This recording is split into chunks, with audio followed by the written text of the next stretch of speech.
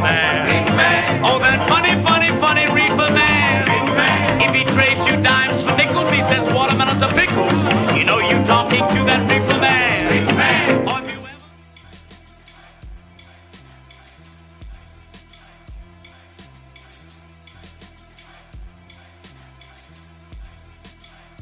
Minimum use of cannabis, of using cannabis 5,000 times and as young as 30. Any effects on the brain of cannabis are undetectable after 30 days of use using our most sensitive technology for brain scans.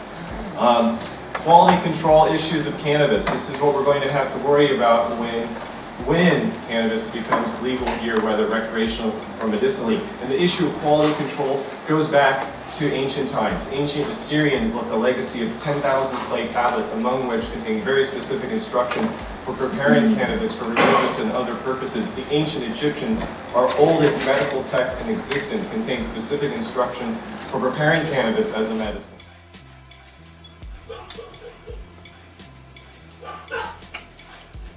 Let me see your hands. Get down. Get down. On the ground. Oh. Hey. On your stomach. I did that because I'm scared. On your stomach. I did that because I'm scared, officer. What's underneath the house? Ain't nothing, I just went underneath. I ain't got nothing to lie to you. You want some? Yeah. I'm glad you joined in. Thank you. Yeah, thank you. Don't tell anybody I'm smoking this, okay? How could I say anything? I don't know nothing, don't hear nothing. Hear no evil, see no evil. It's such a bummer that you don't have a show on E anymore because I have to work with people like the Kardashians and Ryan Seacrest. I mean, it's like a bunch of girls. That's a bummer right there. Bruce Jenner and Ryan Seacrest? At the same time. At this. One of the things you mentioned in that answer had to do with sort of reforming or reevaluating the war on drugs and how effective we've been. One of the issues that hasn't gotten a whole lot of play in this presidential campaign so far, and not only yours, but the campaign of others, is the decriminalization of marijuana. Do you have a policy position on that? Well, my state of Vermont has decriminalized marijuana, and I support that. Okay. In other words, if you are possessing a small amounts of marijuana, it should not be a criminal offense, it should be a civil.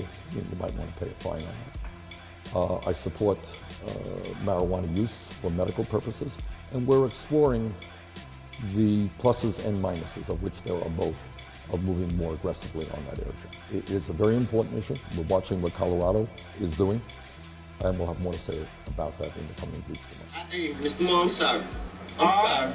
All right, there ain't, no, don't be wiping your sweat on me. Sorry. There ain't nothing up underneath that house? No, if it is, it ain't mine. I'm telling you that now. All right, well, if I find something underneath that house, it's going to be yours. No, it ain't. Yeah, it is. How? Because you're the last person up underneath that house. It's a lot of... Get it out in the car. It's a lot of people coming to this house late night. Okay. Late night. I be seeing 12 activity come from this house every night, but I just don't see nothing because I keep it moving. All right, well, I'll send CNT to talk to you. Now this gonna be the breakdown moment in my life for snitching. Okay. First time. Nah. It was something under there, but it ain't mine. What's under there? It looked like it was a bag of weed. Like a bag of weed? Yeah, like it was leaf. When you pull up on me. 1-2 ounces? No, it wasn't no ounces. It's just like pounds. Nah, it ain't even pounds. probably 4 grams. 4 grams? Because when you pull up on me, I was right by it. You were right by it? Right by it. Okay. I'm for real. I put that on my mama grade, my niece grade. Okay. I did not do that. You know, we're focusing on the health consequences of marijuana and about what legalization might look like. But the reason why I'm in this is not because I'm a pro-marijuana person. And it's not because I think legalizing marijuana is such a wonderful, great thing, right? There are risks associated with it, as I and Asa would agree. I'm in this because I think that arresting 750,000 people a year for marijuana possession is a terrible thing to do. I think giving millions of Americans a criminal record for simply having a joint is a ridiculous thing to do. I think having this business be in the hands of organized criminals in Mexico and the U.S. and other countries makes no sense. I think that foregoing the tax revenue while putting it in the hands of criminals makes no sense. I think having people growing it illegally in national forests makes no sense. I think that having people be disqualified from access for student scholarships and public housing and other assistance because they once had a marijuana conviction makes no sense. I think people who've been legal immigrants in this country for 20 years getting kicked out because they get popped twice for possessing a joint is inhumane and cruel. So the reason I'm doing this is not because I think legalizing marijuana is such a great thing. It's because keeping it illegal is an atrocious thing. And whatever risks there are to making marijuana legal are less than the risks and the harms of continuing with the failed prohibition policy. No, that's not even cool. You can say what you want, but I'm gonna tell you. I thought you were gonna be cool though about it and just like be cool about it, sir. When I walk up here, I find marijuana on the ground, and you say, "Excuse me, sir, that's like my marijuana." Miles Bennett told me how he accidentally dropped the pot when he stopped here at the 7-Eleven on Western Avenue. At the moment he saw it on the ground, so did Pittsburgh police officer Dwayne Osbrooks, who confiscated the contraband. Bennett then approached the officer, asking if he could have his marijuana back. I thought you can't even get in trouble for that little bit of it. You thought that I wouldn't get in trouble if I gave you back some marijuana? No, not you.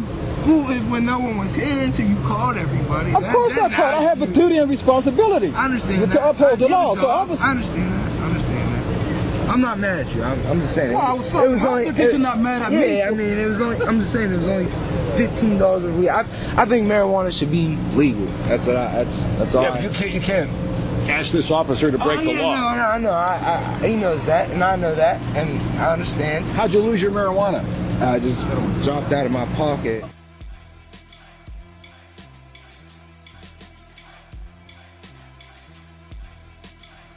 Yes, thanks largely to the war on drugs, a war that has been waged almost exclusively in poor communities of color, even though studies have consistently shown that people of color are no more likely to use or sell illegal drugs than whites. The war on drugs waged in these ghetto communities has managed to brand as felons millions of people of color for relatively minor, non-violent drug offenses. And once branded a felon, they're ushered into a permanent second-class status, not unlike the one we supposedly left behind. Those labeled felons may be denied the right to vote, are automatically excluded from juries, and may be legally discriminated against in employment, housing, access to education, public benefits, much like their grandparents or great-grandparents may have been discriminated against during the Jim Crow era. Well,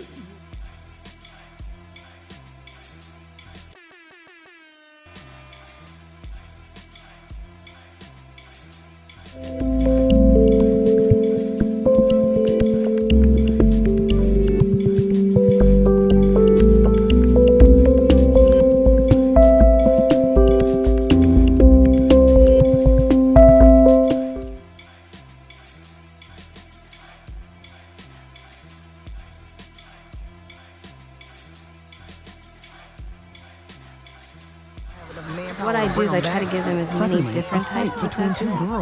And so I found, for example, this year that a lot of students know the content but struggle with multiple choice questions. And so we've been spending quite a bit of time on how to break them down and, looking for buzzwords and keywords. For strict order.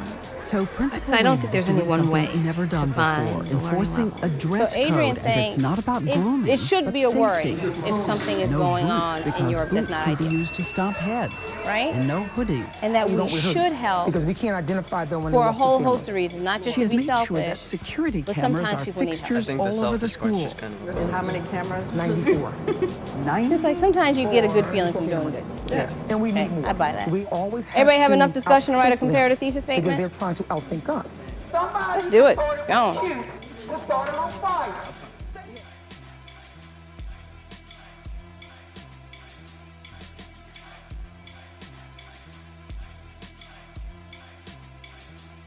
Without a high school diploma, you're more likely to end up behind bars than you are to get a job.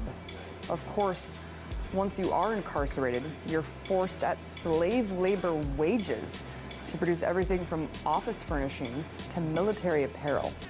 In addition to what some have called the modern-day slave trade, another controversial issue at hand is the upsurge of the private prison industry.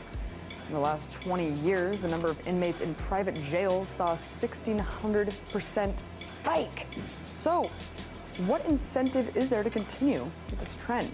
And how might we be missing out on one of the biggest violations to human rights in this country?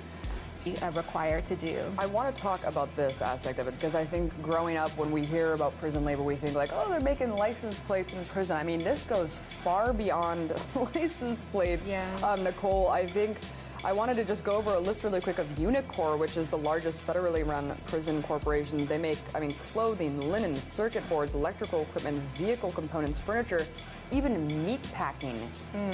Dealing with food. Is there a problem with having a federally run program profit off essentially slave wages? Because I want you to also talk about how much we're talking about here. Well, so there's about 217,000 people who are incarcerated in the federal prison system, and about 18% of them are employed through Unicor or the Federal Prison Industries Program. Now, it is problematic, the low wages that people are paid. Anecdotally, people may be paid literally cents on the dollar for every hour that they work, so much lower than minimum wage. And many times, as a part of a sentence, wages are garnished. Prisoners' wages are garnished to pay back restitution to victims or to the state or to the federal government, depending on which jurisdiction someone's incarcerated in.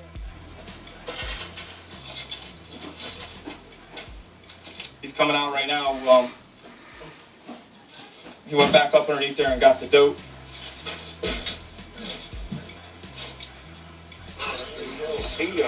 This is what he claims that he got up underneath the house and had. So, claims it's 4 grams. We'll put it on a scale and find out. That's what I seen right That's there. your 4 grams? That ain't bad. I said it looked like it's about 4 grams right there, because I looked at it. When you came under, I swear to God, on my mama grave, I ain't lying to you, because I won't lie. I don't bond. I won't sit here and lie to you about nothing. I ain't trying to go back to jail. I'm on the straight and narrow road to success. Straight and narrow? I am. Smoking weed? But Smoking weed ain't straight and narrow. But no, you know what I'm saying? You work, you get off, you do your little, everybody do they little dirtiness. Some people drink, some people smoke, some people sniff, some people smoke dope. Yeah, but out of all that, you just said drinking's the only thing that's legal. Drink, yeah. But that's illegal. Yeah. And I just made a dumb mistake. All right, we'll slide back up in there. What? Because you're going to jail. What? Running. And that right there? And dope, yep. I ain't had that. So yeah, you did. I swear to God. Okay, well, the judge can decide it. I'm not going to argue with you about here. Hey, but I'm saying. I'm not going to argue with you about it out here. Slide back.